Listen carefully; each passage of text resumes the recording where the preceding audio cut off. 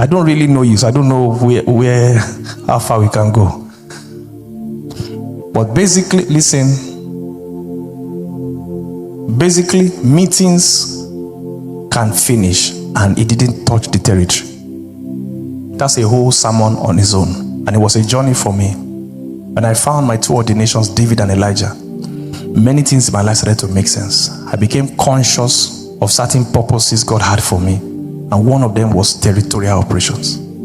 It means we don't enter into a meeting to just bless the people. We talk to the spirits in the territory. Are you getting what I'm saying? Are you getting what I'm saying? And one of the implications of that is that sometimes there will be judgment. And those guys know that anytime we enter, it is for war. So usually there will be interesting feedbacks and kickbacks. Sometimes the host will not know why there's so much pressure, because we'll never enter and come out the same way. There must be problems. Also, someone say problem. Very good problems. We're in Benin Republic, and the politicians, that is the government officials, I'm talking ministers, senators, came in convoy to a dilapidated primary school where we're using to come and move around the school looking for where the problem came from. We're in the hotel in the morning, and they said some people came this morning with jeeps and they were moving around looking at the venue. Like, it can't be from here that this problem came from. They must have gotten feedback that something has arrived. Are you getting what I'm saying? The next night we're praying. I told Pastor Adebanjo this. The next night we're praying and releasing judgment, and then there was feedback on my wife. Bam! She has a dream and they shoot her eyes. Then she wakes up, and that's why it's important that as you're entering offensive in ministry, you already have certain lights for defensive. Is somebody getting what I'm saying? Or else you become a casualty of the warfare. Is that clear? Like, I'm not afraid now that after demons are cast out now, they are waiting for me in the skies, in the airport, everywhere. I'm looking forward to meet them too. Because angels, they are all around me now. They are following me from now until the day I see my... Tap your neighbor, say you are never alone. Are we together now? And so the next week, of course, somebody in one of their whatever went on and was switched off as feedback from that. The next time that happened again was in Canada last year. After I got some feedbacks from my host there that they were having a meeting to stop our coming.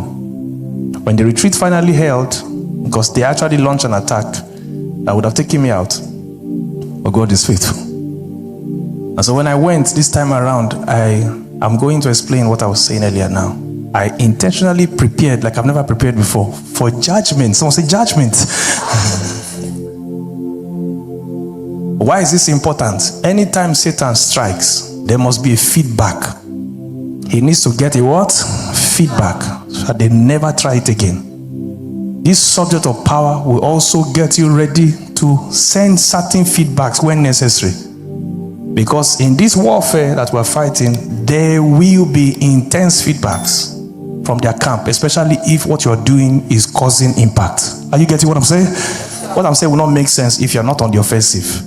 If you're on the offensive, you will see funny things like the bat that died in my office that we snapped and I put online, and I apologize. I said, on behalf of my angels, anybody who flew around, if you can't find your uncle, auntie, brother, sister, I apologize on their behalf. Please don't fly around this area again.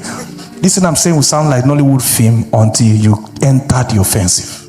And those in deliverance ministry are constantly on what? Offensive.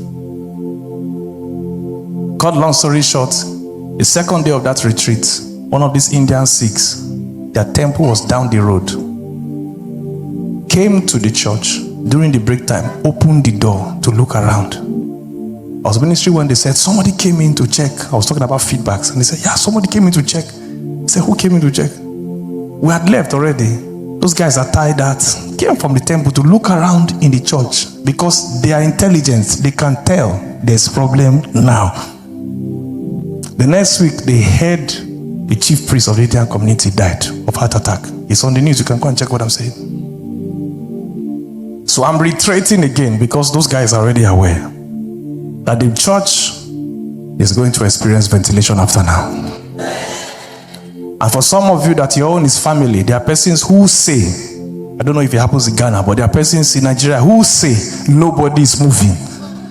And those are small. Are you getting what I'm saying? Those are small things. Once we reach that point and you vex, it's over. Once we reach that point in the meeting, please don't pray, Satan, stop it. I don't like the way you're stressing. When we reach that point, you vex. And then we join our faith together and things are going to happen. Is that clear? Demons are everywhere. I'm sure they're in Ghana too. I suspect they're in Ghana also. Because I saw them in Plymouth, I saw them in Houston, I saw them in different places. And I'm very sure the way you are close to Nigeria, some must have entered into this place. Hallelujah to Jesus. On a lighter note, but when we get to that point, I want you to be as aggressive as possible so we can get this job done very quickly. Is that right? Whatever the issue is, just relax. God is going to sort you out today. I'm teaching this so that you can run for your personal lives, businesses, ministries. Things don't mistakenly happen. If there is work, what caused it? We're on the same page. Celebrate Jesus, everybody.